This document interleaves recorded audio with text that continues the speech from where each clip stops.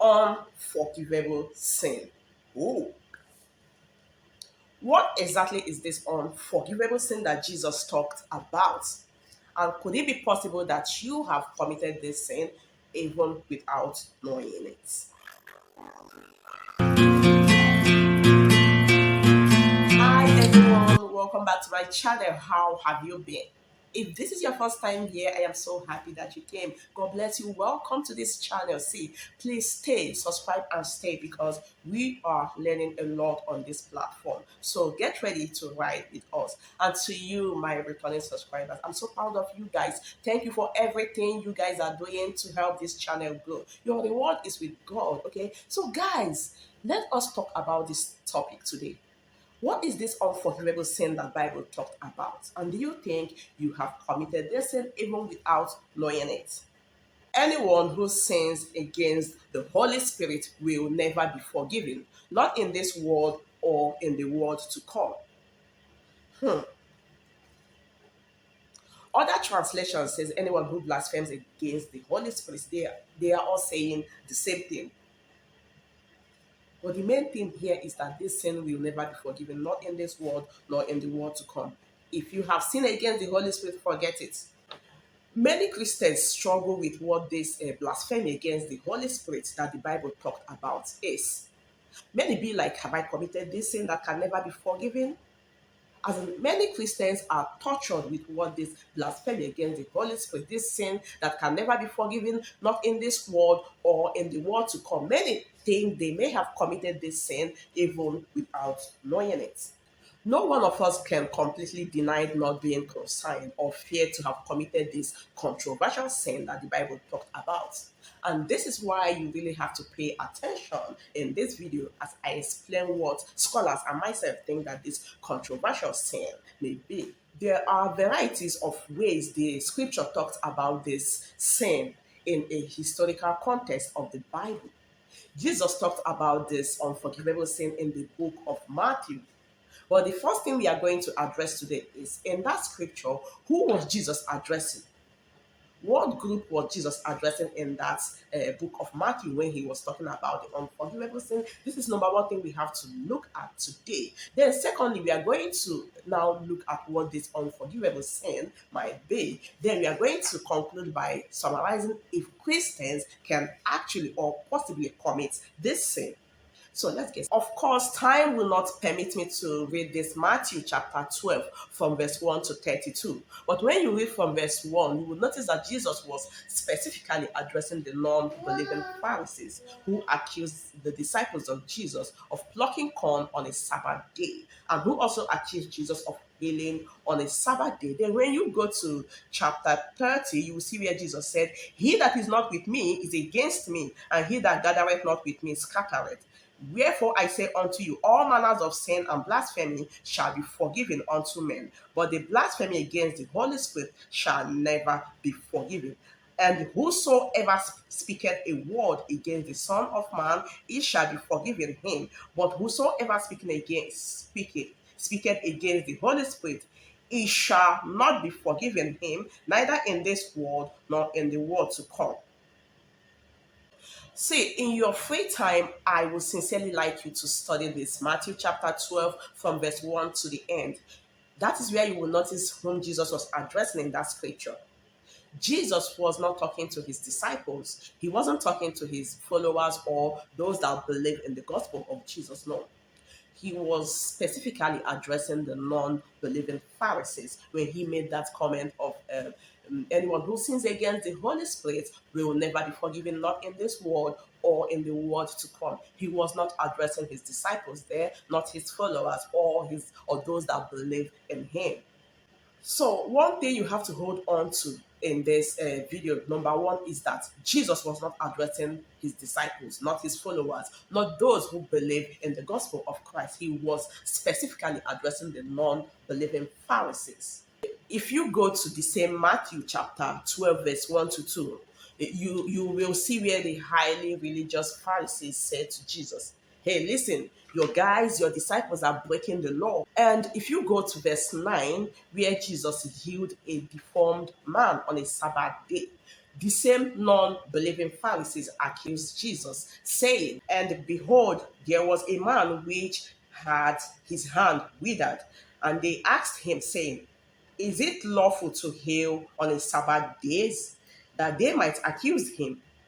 And he said unto them, What man shall be among you that shall have one sheep, and if it fall into a pit on a Sabbath day, will he not lay hold on it and lift it out?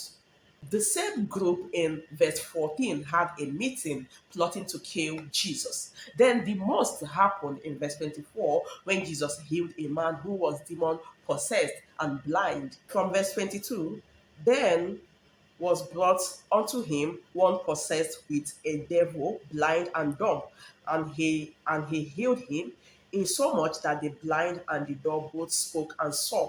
And all the people were amazed, and they said, Is not this the son of David?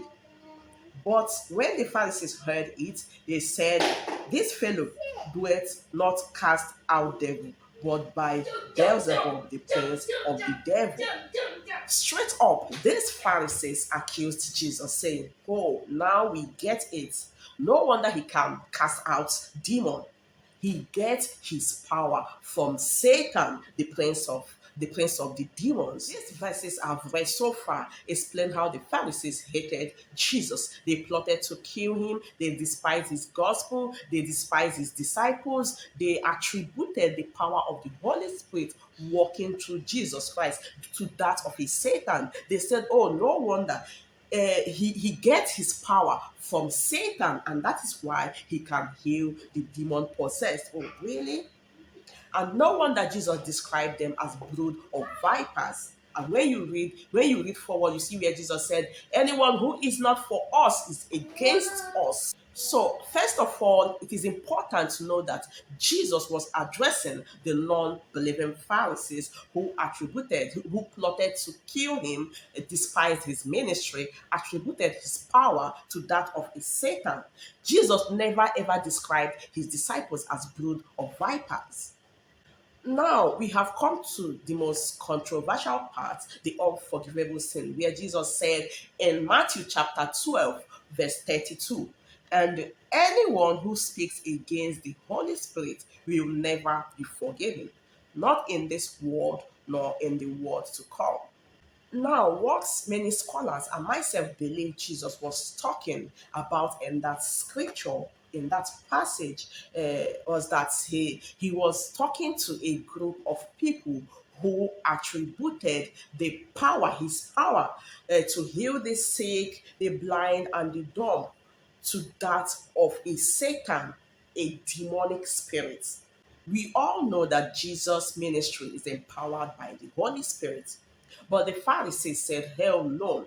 This man gets his power directly from Satan. The power of demon is a demonic spirit that gives him power, thereby attributing the power of our dear Holy Spirit to that of a demon. This is pure blasphemy against the Holy Spirit. And what is blasphemy? So basically, what they are doing is rejecting the power of the Holy Spirit working through Jesus Christ, thereby rejecting that Jesus Christ is the Son of God, straight up. So, this is what the scholars believe that blasphemy of the Holy Spirit is.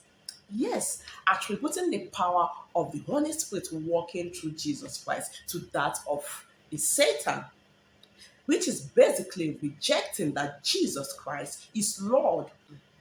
Now, the last part of this video is, can a Christian commit this sin? Like, can a Christian look at all the works that Jesus has done and is still doing, healing the sick, all the miracles he's doing and has done? Can a Christian look at these miracles and say, oh no, Jesus doesn't have power to do this thing? I'm sure he's getting his power from Satan. He doesn't have power. He cannot do this unless Satan gives him power. Can a Christian make such comments? Can a Christian degrade the power of Jesus?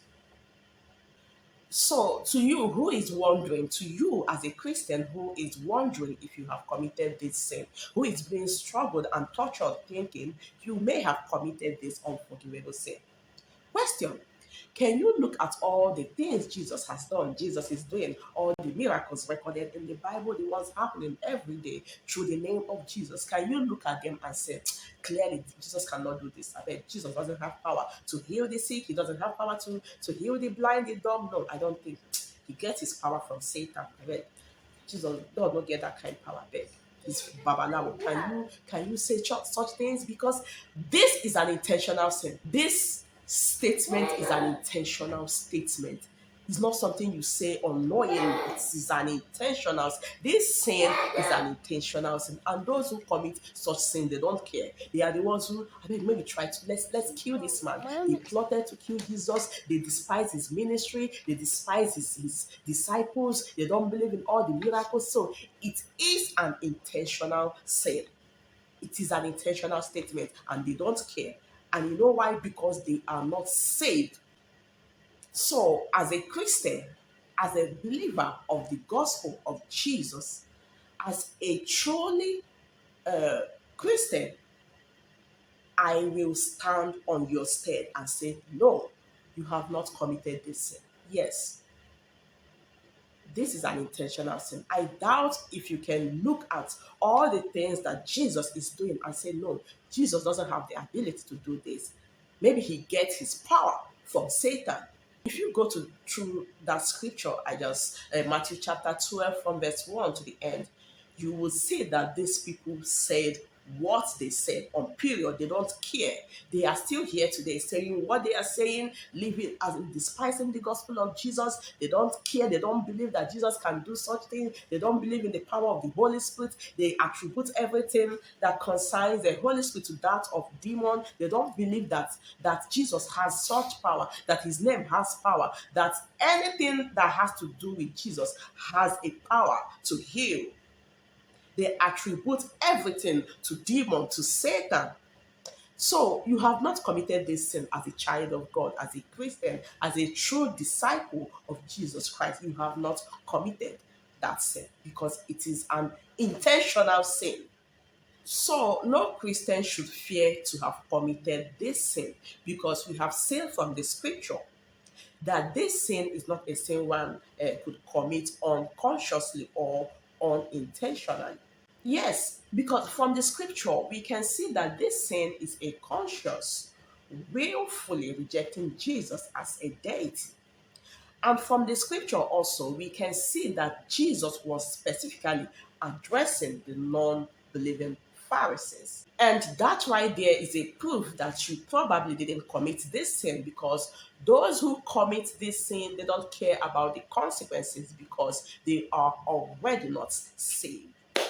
So, guys, this is where I am going to stop on this topic, and I'm rushing down to comment section because I want to know your opinion, your contribution on this topic. If you think you know what unforgivable sin, like if you have a contrary opinion to what I have explained so far, trust me, I'm going to read it. Just put it right there on the comment section and trust me to respond accordingly.